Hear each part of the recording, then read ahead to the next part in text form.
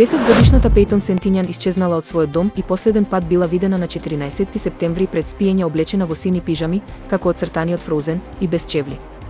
Шерифот на округот, Џејсон Паркер, рече дека девојчето залутало од дома и било најдено од дрон додека шетала во шумска област.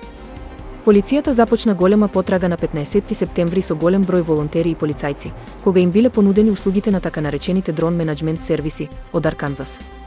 Користејќи беспилотни летала на компанијата опремени со камера за термичка слика, полицијата го пронашла девојчето свиткано како спие на земја во шумата.